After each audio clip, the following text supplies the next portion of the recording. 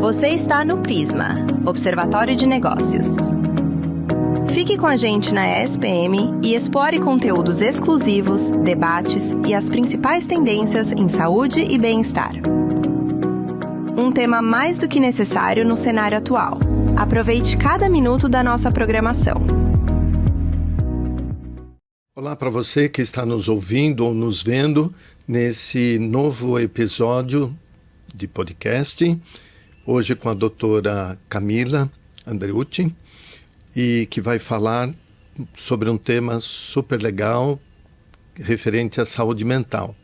Lembrando que esse evento que estamos fazendo agora, gravando, é do Prisma, que é um observatório de negócios do curso de administração da ESPM São Paulo. Doutora Camila, muito obrigado por ter vindo, ter aceitado o convite. É uma honra recebê-la e a gente tratar de um assunto tão importante e tão atual, que é a saúde mental. Obrigada, professor Rodolfo. Prazer é meu de estar aqui falando de um tema para os jovens, né, de saúde mental e carreira. Eu tive acompanhando aqui hoje pela manhã um podcast do Dr. Ubaldo, e ele trouxe uma visão, né, geral, mais ampla sobre saúde e saúde mental, né, como que a gente coloca os vários ângulos, os vários pilares ali. A minha fala aqui ela vai ser um pouco diferente, mas complementar, para a gente falar de fato sobre saúde mental dos jovens, né, dos jovens universitários. Exato. Obviamente, muitas coisas que a gente vai falar aqui vai servir para a gente, vai servir para outras faixas etárias de vida, mas é muito importante a gente estar aqui falando com jovens que estão passando por muitas transformações de carreira, de vida, de identidade, de comparações, e a gente entender, né? Se o mundo hoje está exigindo da gente tanto repertório emocional, né? A sociedade exige da gente, então acho que uma boa pergunta talvez para a gente aquecer e para ficar aqui com o pessoal que está ouvindo a gente é como então, né, a gente desenvolve nos jovens essa capacidade de entender saúde mental como uma base para seguir a vida, né? Para a identidade, para os desafios, né? Para a vida como um todo, né? E a gente vai focar um pouquinho mais em carreira, mas estamos abertos aí para ampliar essa discussão. Você sabe que para essa conversa de abertura, eu tenho quase 70 anos de idade e, logicamente, eu tive, como qualquer jovem da minha época, problemas na escola, de relacionamento, de aceitação, de você ter seu grupo, na família também, com o irmão mais velho, né? E às vezes o que a gente ouvia, isso é frescura sua, isso é bobagem, né? A cinta vai correr solta aqui. E a gente tinha que resolver isso com a gente mesmo, era complicado. A gente deve carregar alguns traumas até hoje, né? Sim. Por causa disso. E graças a Deus, né, que tendo vocês enquanto especialistas e pesquisadores, né, poderão analisar e ver essas dificuldades que vêm acontecendo no transcorrer do tempo e, logicamente, vão recebendo nomes também, né, para daí ter um tratamento mais adequado, focado e assim por diante. Eu também não entendia o que era o autismo, o que significava, e de repente, quando eu comecei a ler um pouco para tentar entender, que nós temos um programa aqui na escola que chama Pipa e Papo, para que a gente comece a verificar as melhores possibilidades de comunicação com esse aluno que está em sala de aula. E aí, nesses encontros de capacitação, eles falam no espectro autista. E aí eu falei, gente, não é o autismo, mas é o espectro, né? Autista, que é bastante largo e com bastante vertente, e consequentemente soluções mais focadas para cada um desses casos, né? Eu acho que o nosso papo aqui vai ser bacana e eu já quero novamente agradecer, não vejo a hora de beber do teu saber, porque Camila, vamos lá, né? Por que então a saúde mental se tornou esse tema tão central? A gente está falando para os jovens aqui que estão nos ouvindo e nos vendo, né? Que estão começando a vida. Sim.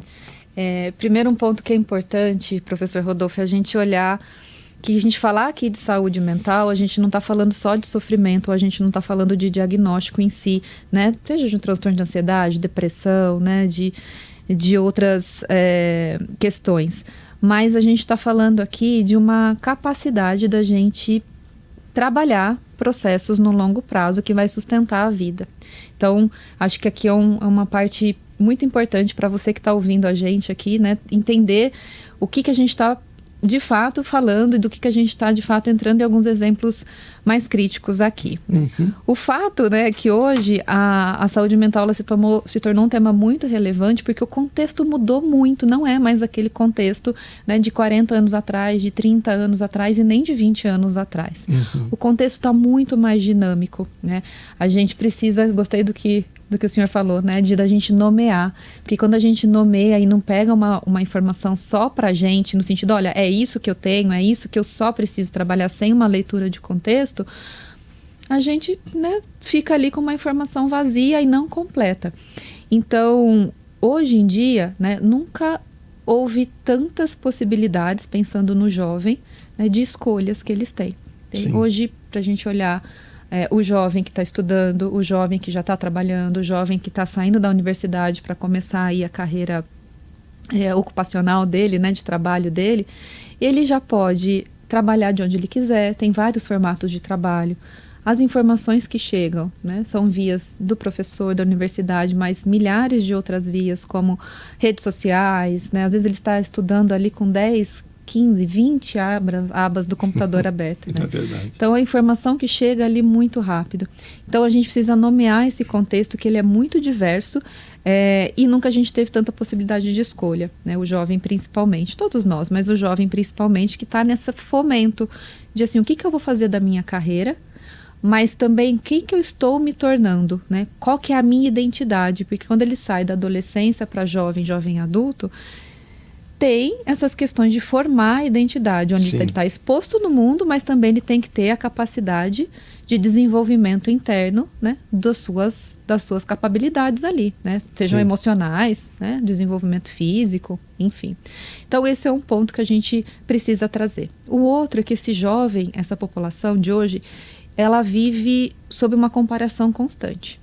E aí se dá, né, a gente estava até falando aqui um pouco, redes sociais, né? Sim. A gente tem milhares de redes sociais onde a informação chega muito fácil, ela é muito nova, ela chega, ela alimenta o nosso cérebro, dá até uma sensação boa de prazer, né? Que é a famosa dopamina que vem, opa, percebi alguma coisa boa aqui, né? Peguei um conteúdo, já sei tudo sobre depressão, já sei tudo sobre autismo, ansiedade, né? Num único post ali, num único post de TikTok. Então essa informação que vem, ela é muito rápida e ela vai gerando comparações que não sempre são boas ali. Uma comparação de que, peraí, parece que está todo mundo crescendo ou em determinada fase da vida ali, que conseguiu um resultado, um desempenho muito rápido e eu não.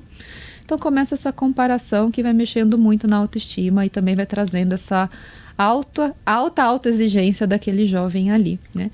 Onde ele acha que tudo vem muito fácil, né? Mas se a fulana conseguiu, por que eu não posso conseguir? Então, mesmo que ele tenha conseguido ali avanços, conquistas, ele acha que ele não conseguiu. Porque esse nível de comparação, ele é muito injusto, né? E nessa fase onde o outro, a comparação e a validação é importante, para todos nós é importante, mas para o jovem muito mais, nessa elaboração de identidade, acaba gerando um sofrimento muito maior, né? Eu vou citar aqui, quando eu citar alguns dados, eu vou estar me referindo à Organização Mundial de Saúde e à OCDE, que é a Organização de Conselho do Desenvolvimento Econômico, né, de Cooperação de Desenvolvimento Econômico, que é formado pelos países desenvolvidos, né? E os últimos estudos, os últimos relatórios, eles mostram muito o aumento de jovens, adolescentes, em relação ao sofrimento psíquico, principalmente em relação à ansiedade, depressão, estresse crônico, né? E o quanto esses sintomas que já estão ali mais, né, criando muito mais prejuízo para a vida social, para a vida acadêmica, para a vida como um todo ali, traz consequências seríssimas para o trabalho, para o relacionamento, né? E para a inserção dele no mercado de trabalho, se ele já não estiver. Então, a gente olhar essa importância, a gente precisa analisar também esses dados, o contexto e que cenário, né, que ambiente está inserido esse jovem. O que a gente tem feito, né, com esses jovens de hoje? E quando a gente fala o que a gente tem feito, não só como sociedade, mas as vias acadêmicas, a família, né, as instituições, as políticas em relação a isso também. Então, esse cenário, né, caótico frente aos problemas, que são sintomas que a gente observa no mundo, a gente falou assim, poxa, isso aqui é essencial. Porque esse jovem aqui vai estar trabalhando em algum lugar depois. Sim. Então, como é que vai sendo a continuidade, né, dessa saúde, né, desses indivíduos, essa saúde coletiva frente a esses desafios ainda. Sim. Então esse é um panorama geral, assim, que eu trago para a gente olhar a importância de olhar esses múltiplos fatores para a gente estar discutindo aqui também. Dentro do que você me falou, por eu ter 46 anos de magistério, sendo 26 aqui na SPM, em São Paulo, tanto na graduação como na pós. Mas, doutor, eu vou tentar retratar o que eu tenho visto em sala de aula. Claro. E muitas vezes, quando ao olhar para eles acabam se abrindo pelo corredor sobre a ótica. Professor, posso conversar Sim. um pouquinho contigo? O que eu percebo é um olhar mais triste numa geração onde a esperança e o futuro está exatamente na mão deles. Alguns retratam uma solidão contínua e ele não sabe expressar. Eu percebo que, às vezes, quando estão naquela rolagem infinita, parece que eles estão em busca dessa dopamina, que você falou, de algo que os interesse, porque tem essa comparação também, porque ali é só colocado situações, parece que inimagináveis, né? Está todo mundo vendo arco-íris, todo mundo bastante colorido, né? Sim. E a realidade a gente sabe que não é assim, né? E aí eu fico a me perguntar, será que os jovens, eles estão mais frágeis ou o mundo é que está tornando mais exigente e aí eles vivem essa solidão? O que eles falam? Não sei se é essa pergunta, né? Mas o que você tem visto também lá na sua clínica, né? Sim. Quando recebe esses jovenzinhos, né? Essa pergunta é muito comum, né? Uhum. E é muito comum também quando eu estou do outro lado, né? Às vezes nas empresas, os gestores falando, mas essa geração, né? Enfim, uma lista enorme aí de reclamações. Eu evitaria essa leitura de que os jovens estão muito frágeis, né? Porque ela deixa a gente muito limitado a não entender os outros fatores que são importantes também, né? Então, tem um conjunto aí de situações. Mas sim, a gente vê muito essas fragilidades, né? E essas fragilidades que são numa escala menor de intensidade, comuns a todos os humanos, né? Então, assim, comuns em relação a quê? Poxa, se eu tô me expondo num trabalho diferente, eu posso sentir insegurança, eu posso não saber tudo daquilo, se eu estou fazendo uma dissertação, uma prova, eu consigo, né, absorver e trazer ali aquele conteúdo, mas talvez não 100%, né? E aí eu recebo um feedback do meu professor, ou eu recebo um feedback do meu gestor ali, e meu mundo cai por terra, né? Ai, meu Deus, eu não consigo lidar com isso. Então, essas fragilidades, elas se dão principalmente na falta desse alicerce emocional, né? Dessa habilidade emocional. Então, pegando esse lado, né? Se a gente for colocar assim, esse fator mais individual, a gente vê hoje muita dificuldade dos jovens em ouvir um não, né? Ou receber uma crítica, ou querer tudo de imediato, justamente, né, porque o mundo dá tudo de imediato e parece que é tudo muito fácil. E quando a gente olha as redes sociais, quando a gente se compara com um amigo, com a turma, né, muito pouco um processo de maturidade. Então, para eu conseguir chegar até lá, para eu conseguir aquele resultado, para eu conseguir me formar, para eu conseguir um trabalho novo, passar na entrevista, eu vou ter tentativas e erros, porque esse é o processo normal de aprendizado, né? A gente precisa entender o processo de aprendizado, que é por tentativa e erro. E a maior parte, né, desse público, dos jovens, eles estão com isso muito limitado, né? Eles querem saber qual carreira, por exemplo, né? Quando Você me perguntou dos meus pacientes. Já chegam, assim, pessoas brilhantes, né, intelectualmente, super inteligentes, com alta exposição a diversas universidades, cursos, acessos. Então, tem uma capacidade enorme de chegar e falar, olha, eu penso nisso, mas tá, consegui um emprego aqui, consegui uma oportunidade. Será que eu vou gostar? Não sei se eu vou gostar, mas você experimentou?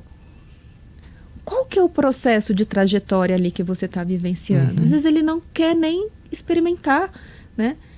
E aí é que falta, não é habilidade intelectual, porque a gente entra nesse paradoxo, né? Poxa, mas eu tenho aqui um jovem com autoexposição, com viagens, com várias conquistas ali, e aí eu chego nas habilidades emocionais baixíssimas, porque ele não suporta, né, o processo, a própria trajetória.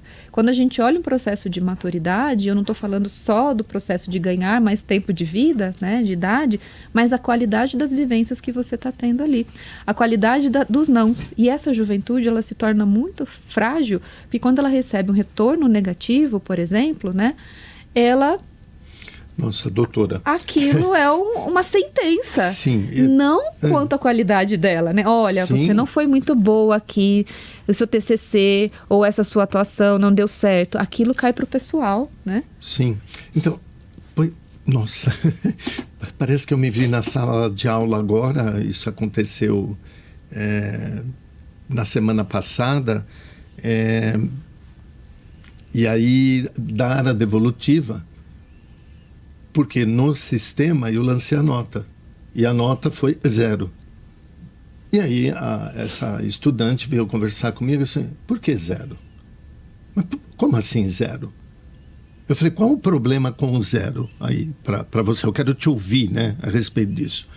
Doutor, o que eu ouvi é assim, os meus pais sempre me disseram que eu sou uma princesa, que eu sou super inteligente na família, eu sou a superwoman, né, que foi o que eu traduzi, e de que na trajetória dela também ela nunca tinha tirado um 0, que a nota mais baixa sempre tinha sido 8, 8,5, e ela já ficava frustrada com isso. Eu falei, que bom que você tirou 0, porque agora você vai ter que aprender a lidar com isso também.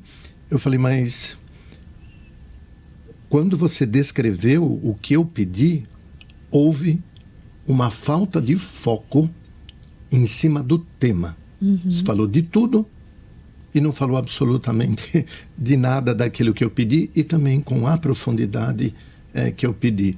Eu não estou generalizando, mas as notas eu tenho observado que vêm caindo, e ando dando nota 10 para as IAs e 0 para eles.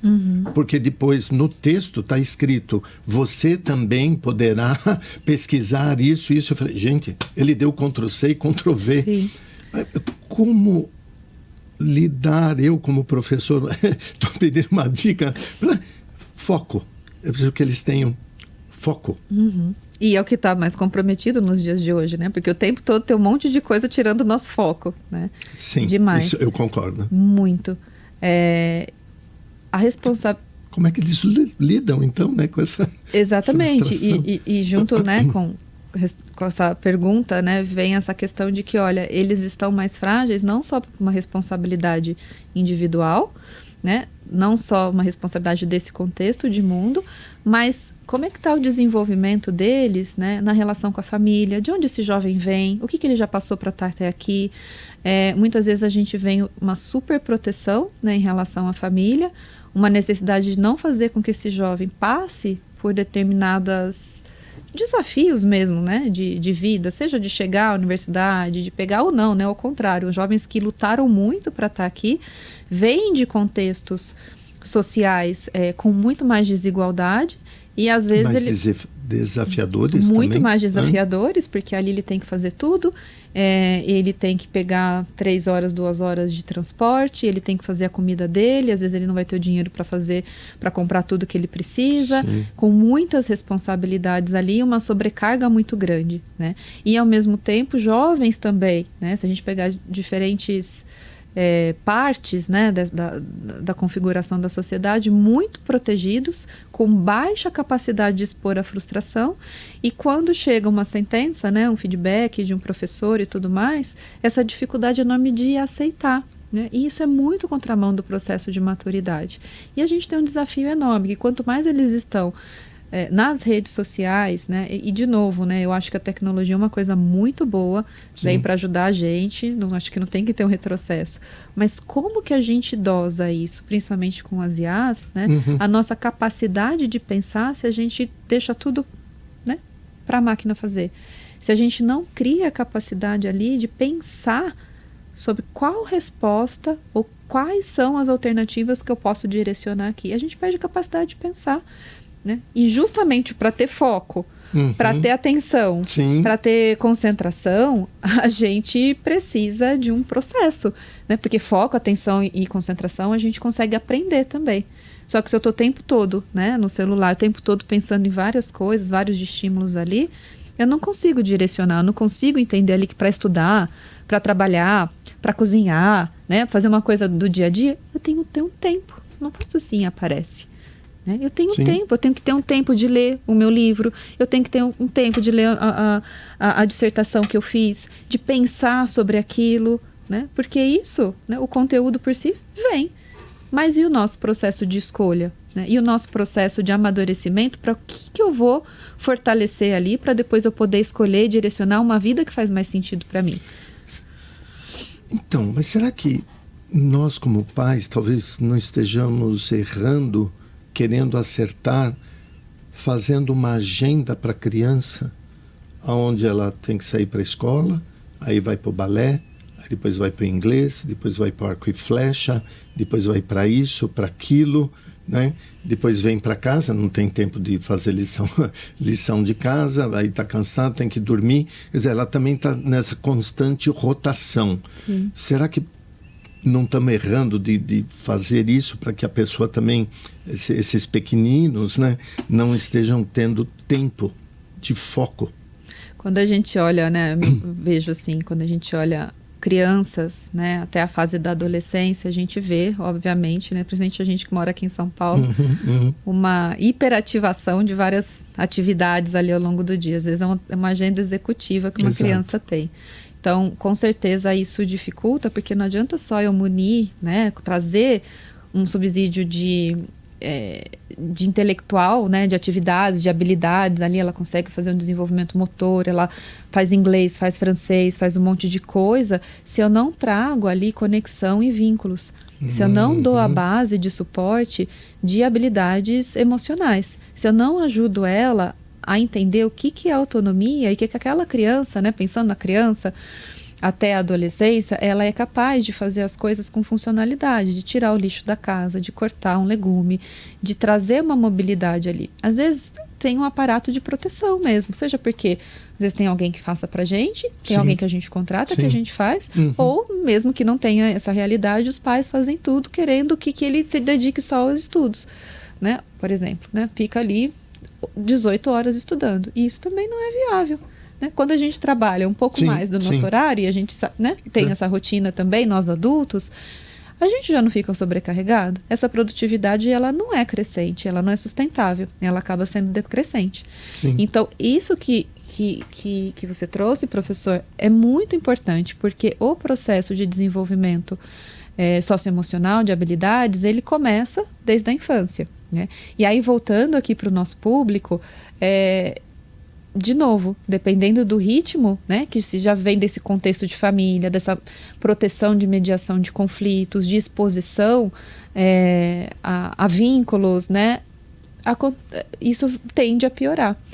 Tem um dado muito interessante que são 75% dos diagnósticos, 75% dos diagnósticos de depressão, ansiedade, estresse crônico, eles poderiam ter sido tratados no começo da adolescência, né? Que é onde, da adolescência e da juventude. A gente está falando aqui para esse público, principalmente de 20 a 24 anos, né? 18 e 23 anos ali.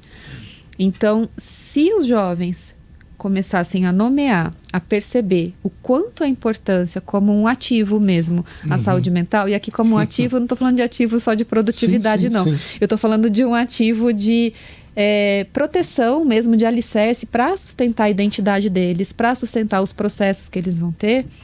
Com certeza a gente já estaria reduzindo aí bastante, né, um adoecimento na vida adulta já.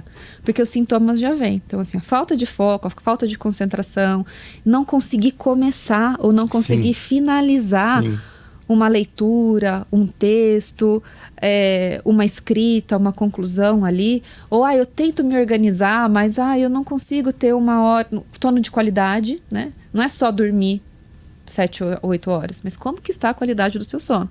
Eu até fico 8 horas na cama, mas aí eu acordo, levanto, acordo e fico pensando, não, isso não é a qualidade do sono. Então a gente ter pelo menos 3, 4 noites ali na semana que você descanse, que você está olhando, né? A gente falou de outros pilares, né?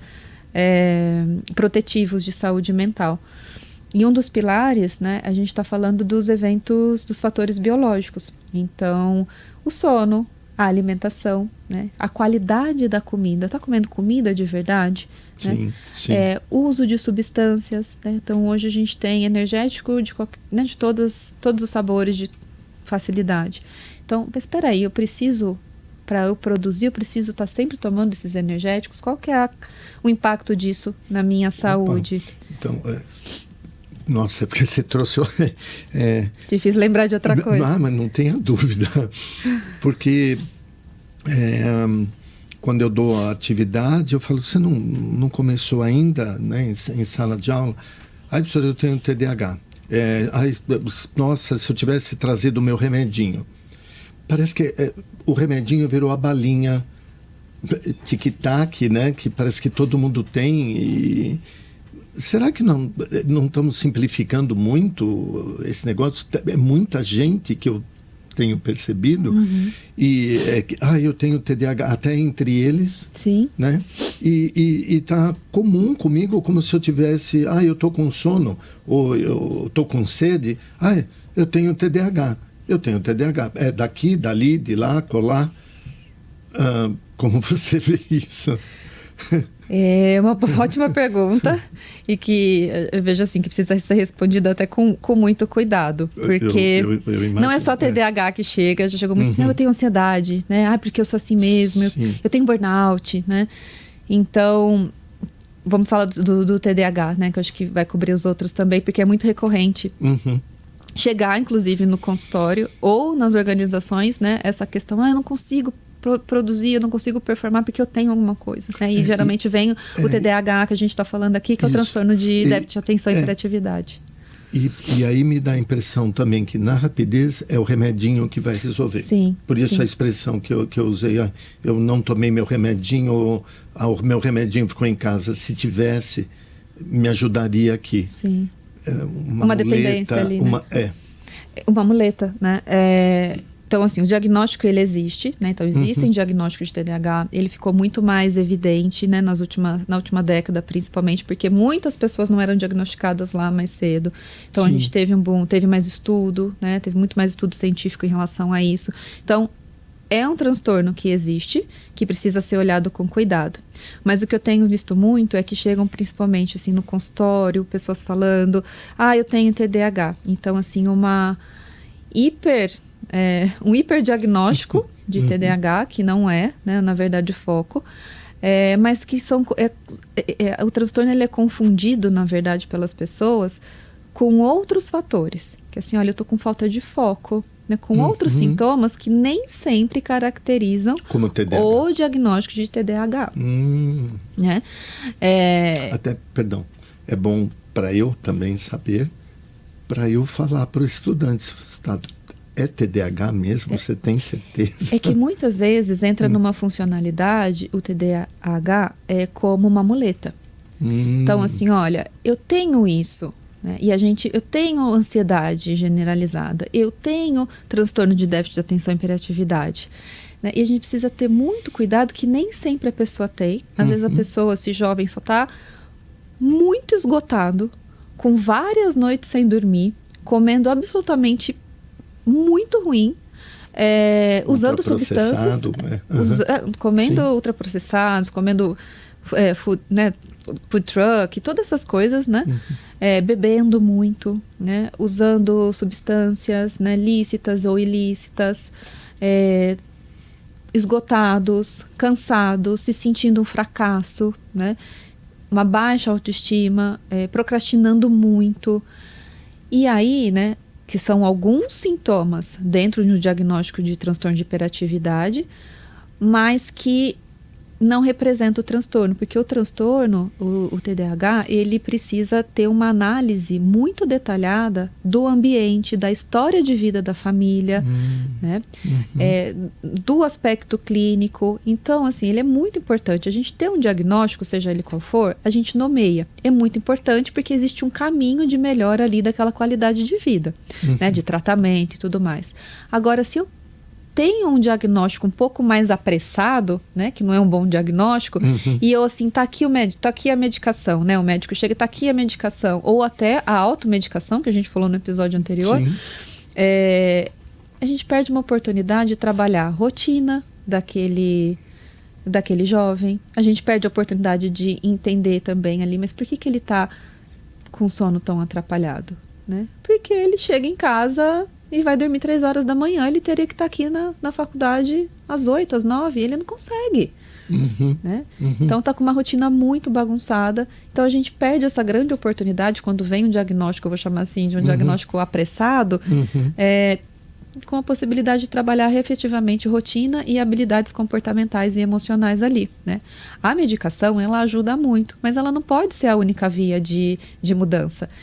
E também é muito confortável, às vezes, para algumas pessoas, e isso existe muito, quem é profissional de saúde, chegar e falar assim, poxa, eu tomo remédio já, mas o remédio não basta. O remédio é um pilar que sustenta aquela mesa, é um pezinho daquela mesa. Sim. Os outros vão fazer toda a diferença para o tratamento. Você não fica assim, eu tenho TDAH, né? Eu tenho depressão, né? Mas e aí, eu tomo remédio, mas o que mais você faz para entender só tomo remédio. a sua condição, né? Ou o que você ajustou daquela rotina para fazer, né? Sim. Um dos pilares protetivos, né, que a gente acaba falando de alguns pilares aqui ao longo da nossa conversa, é a atividade física, né? E, de novo, eu não preciso virar um atleta, não preciso me transformar no top do CrossFit, né? Eu posso fazer uma atividade de movimento, mas que eu goste, né? Eu posso buscar isso aos poucos. Eu não preciso fazer isso todo dia, 1 hora por dia, 2 horas por dia. E aí que vão surgindo a questão também das comparações. Aí, olha, fulano fez isso aqui, né? E aí já tá lindo, tá maravilhosa, tá lindo. Tá, aqui você tá vendo um recorte, né?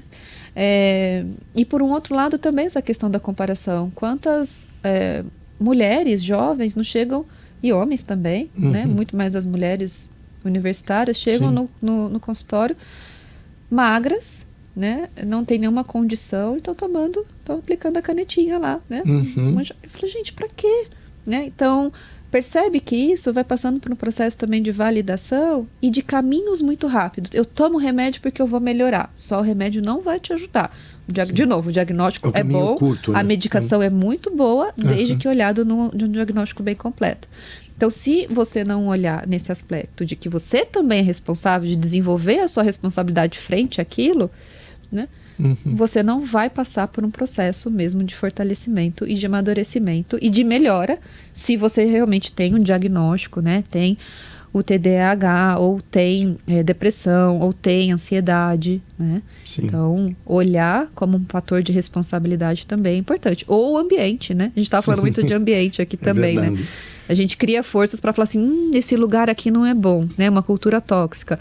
Olha, aquele relacionamento que eu tenho com meus amigos, com as minhas amigas, não é bom, né? Deixa eu mudar de turma, né? Deixa eu ver o que acontece aqui, né? De uma outra forma. Pois é. Bom, a gente pode ir migrando, porque como o Prisma é um observatório de negócios, né? E aí, como eu sou professor, eu estava querendo um pouco aí da academia, né? Trocando ideias contigo para ter algumas ideias de como eu posso me virar na sala de aula, né?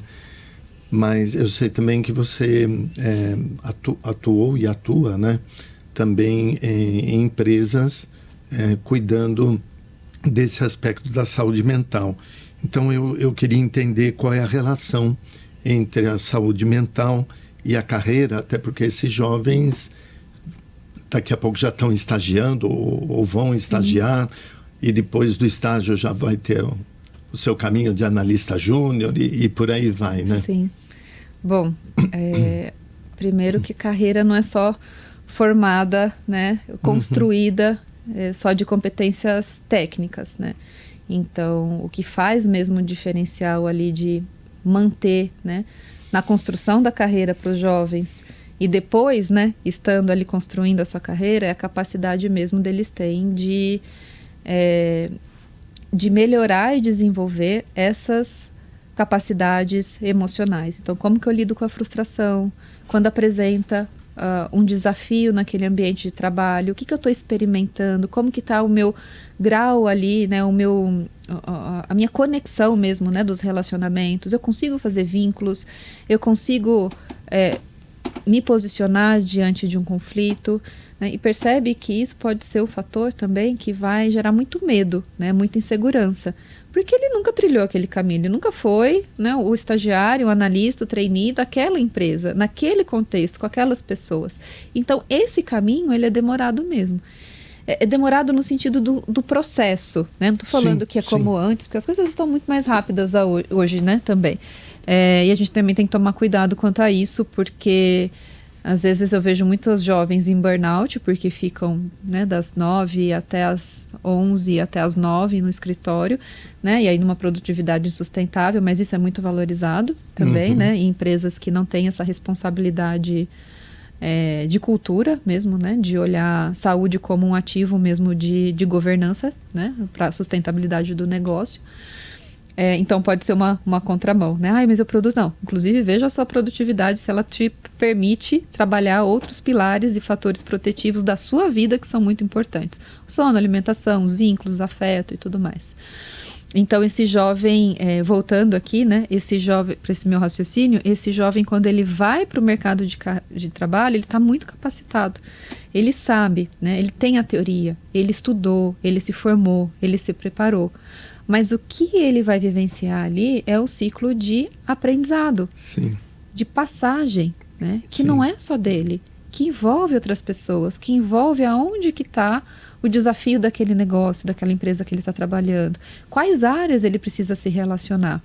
E isso gera muita insegurança, né? Porque, na verdade, a expectativa nesse mundo comparativo, desse cenário que a gente tem onde tudo é muito rápido, o desejo de querer resolver a vida com 23 anos, né? Passa que ele não consegue vivenciar ali o pé no chão e falar assim, poxa, isso aqui é uma experiência. Pode ser uma experiência boa, pode ser uma experiência não boa, mas até para identificar essa experiência não boa, o ambiente que ele não gostou, por que ele não gostou, ele precisa ter a vivência ali, né? Para se fortalecer e falar, acho que não é aqui que eu vou ficar. Deixa eu entender outro. Mas por que eu não fico aqui? Ou, porque surgiu uma outra oportunidade, né? Também tomar esse cuidado, que é muito comum quando eu recebo pacientes, jovens universitários, pós-universidade, né? Inclusive recém-formados, que passam, né? Em 5 anos, eles tiveram 8 trabalhos diferentes. E aí a gente começa a ver um padrão, por exemplo, que não é só a vontade de crescer ou ir para uma empresa melhor, né, dependendo do pilar que ele for, mas é a baixa tolerância por ambientes onde ele vai precisar aprender e ele vai ter que esperar, talvez. Vai ter que esperar, vai ter que estudar, vai ter que ler um documento, um relatório. Vai ter que se posicionar, vai ter que falar com o cliente, vai ter que ter um cuidado de saber a exposição, seja um cliente interno, seja um cliente externo.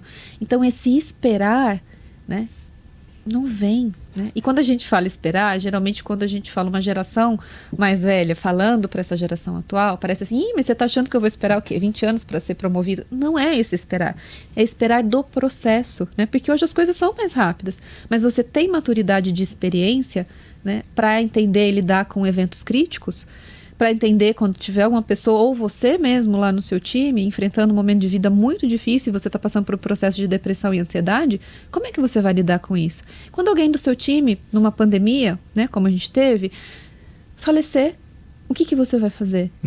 Né? Como que a habilidade humana que você vai ter, que são habilidades emocionais, para lidar com esse contexto complexo. Sim. Né? Então, a carreira, ela não está separada, a carreira e a vida, né? Mas falando aqui de carreira, ela não está separada, ou a saúde mental é uma parte separada da carreira. Ela é fundamental para criar esse alicerce, né, essa sustentabilidade de vida e de identidade também. Então, acho que um recado aqui, né, para os jovens, se vocês ouvindo aqui, né, ainda, né, perceberam que vocês têm que desenvolver algum pilar da saúde mental de vocês, façam isso, né, coloquem como atividade o que vocês querem desenvolver enquanto pilar de vida, mas principalmente de carreira, né? E sempre os desafios vão vir, tá? A saúde mental também é uma expectativa. Não tem um ponto de chegada, né? Agora eu tô super feliz. A gente também falou de felicidade no episódio anterior. Agora eu não tenho sofrimento nenhum. Não, a saúde mental não é ausência de sofrimento, né? Sim. É a capacidade que a gente tem, né, de enfrentar esse processo de sofrimento, de passar por essas dificuldades, mas ficar bem ali, né? Entender, não é invalidar a sua dor, né? Pelo contrário, é entender que recursos eu tenho para enfrentar essa fase da vida, ou esse momento de vida que está acontecendo comigo agora. Nossa, doutora, que maravilha, né? Poder beber, né? E entender, interpretar, né?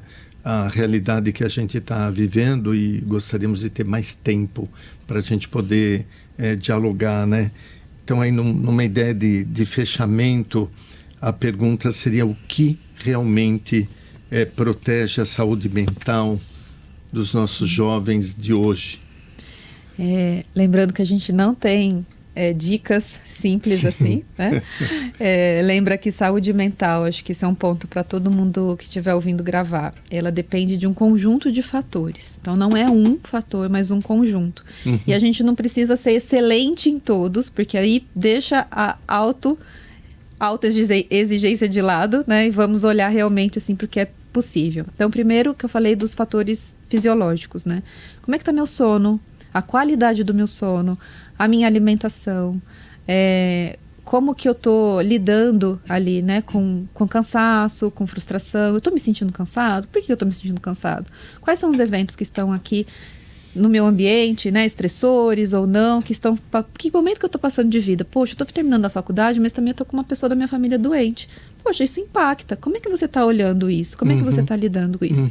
Então, os fatores biológicos, né, ele vem como uma forma de ajustar os sintomas mais desagradáveis que a gente tem.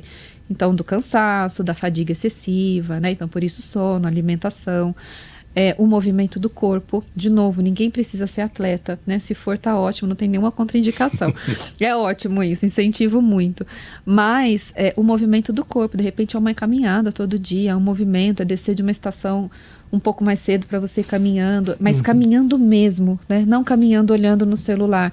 Vai fazer atividade física? Vai fazer atividade física. Sente a respiração, o vento, né? Tudo no rosto. Tem gente que fica no celular, mas eu tô vendo o vídeo aqui, ok, mas fica ali no vídeo, tira as notificações, porque as notificações vão tirando o foco, né? É relógio, é tudo que a gente tem, tira essas notificações, né? Então, fatores fisiológicos são importantes. O outro é a gente ter um letramento mesmo de psicoemocional. Então, assim, o que eu tô sentindo? Eu tô sentindo cansaço ou eu tô me sentindo um fracasso, sabe? Eu tô aqui muito desgastada, mas eu tô triste porque eu passei por uma perda. Então, a gente entender qual a emoção que a gente está sentindo e que todas as emoções fazem parte da gente como humano. Sim, né? Sim. Segundo, né? Conexão e vínculo, né? Somos seres sociais. Conexões são muito importantes. Então, eu vejo muitos jovens hoje, às vezes cercados de muitos amigos, de turmas, mas sozinhos, né? Experimentando a solidão, porque a qualidade daqueles vínculos são muito pobres, são muito vazios. É líquido, né? Você não consegue confiar na pessoa, né? É uma relação que às vezes só a pessoa precisa do outro, e quando você precisa, não tem uma resposta, não tem uma troca, não tem uma conversa. Então, saiam dessas relações, né? Porque vocês já estão sozinhos. E busquem formas de conhecer outras pessoas, né? De relações saudáveis ali. Sim. E antes, se estiver sentindo muito sozinho, muito só, ali mesmo estando, né, rodeado, mesmo estando aqui, a gente andou aqui pela SPM, muita gente falando, mas você está se sentindo sozinho, procura ajuda. E procure ajuda de profissionais que são baseados em ciência, porque hoje tem muita picaretagem, né? Uhum. Outra dica que eu dou, se vocês forem qualquer profissional de saúde, seja um médico, psicólogo, psiquiatra, e a pessoa vir com uma solução fácil, olha isso aqui, que você... desconfie. Não tem solução fácil. Não existe. Apesar dessa combinação desses fatores preventivos serem simples, né? Poxa, eu preciso dormir bem, eu preciso comer bem, mas nesse mundo complexo não é, né? Como eu almoço olhando, respondendo meu e-mail, o que eu faço? A gente precisa ter muita força interna para falar, isso aqui é importante para mim, isso aqui é a minha saúde, né? Da gente colocar esses limitadores ali. Senão a gente vai sem questionar e vai adoecendo, né? E vai adoecendo. Então esses seriam os principais fatores protetivos. Lembrando que eles não são individuais, né? Então a análise do ambiente onde você, esse jovem, está é muito importante. Se está numa situação de risco, desigualdades sociais, preconceitos, né? Várias camadas ali sociais são extremamente importantes, né? Então, de identificar. E as instituições, né? Políticas públicas, né? Que são muito importantes também. Então, os fatores protetivos, eles não estão vinculados somente ao individual. Eles são sociais, né? Eles são coletivos também. E por isso que a saúde mental, né, frente a vários desafios que a gente tem no nosso mundo, tornou-se, né, vamos dizer assim, um tema muito falado, né, porque a gente passou recentemente por uma pandemia, né, e a gente viu que assim, saúde mental ela não se constrói em crise. Não é na crise que a gente constrói saúde mental. Na crise a gente já está acabado, né? Não gosto nem de lembrar, né? O que muitas pessoas, o que a gente passou dentro de cada uma das nossas histórias, né? Individuais, na pandemia. Não se constrói ali. A gente precisa, de novo, ter como estratégia de vida, entender que, olha, isso é minha base de vida, que é a saúde, né? De novo, ela não está separada, né? Saúde, não separa saúde física e saúde mental. Elas estão integradas, né? Então a gente precisa trabalhar para ontem. Isso, que é um desafio, né? Não é um desafio só do jovem, mas principalmente do jovem, quando a gente vê tantos problemas relacionados à saúde mental, burnout, ansiedade, transtornos, adoecimento, né? Contextos familiares, né? Às vezes destruídos, arrasados, porque vai ser a nova população adulta, né? E que vai dar sequência à nossa sociedade. Então a gente precisa olhar principalmente crianças e jovens. Muito bem, doutora. Eu agradeço imensamente. A gente poderia até criar outros episódios, né? Pois é. Teria um prazer. A gente vai convidar, né? Então, doutora Camila Andreucci, em meu nome, em nome do curso de administração da SPM e do nosso Observatório de Negócios, o Prisma, a gente quer agradecer imensamente a tua presença, o teu tempo, a tua disponibilidade, o teu saber aqui, no qual eu espero você que nos viu e nos ouviu tenha aproveitado bastante como eu aproveitei. O meu muito obrigado a você. Muito obrigada, professor. Eu que agradeço estar aqui. É um prazer enorme estar com vocês e falando para esse público que eu gosto muito, né, os desafios que eles estão enfrentando. E, de novo, se ficou alguma coisa importante, lembrem, né? Lembrem do ativo de vocês para cuidar da saúde mental, né, de vocês. E se não estão cuidando, coloca aí o que eu preciso fazer amanhã, né? Para ter um direcionamento ali, porque é um processo de construção também, né? Então, é um prazer enorme estar aqui com vocês. Muito obrigada pelo convite. Nós é que agradecemos. Obrigado. Obrigada.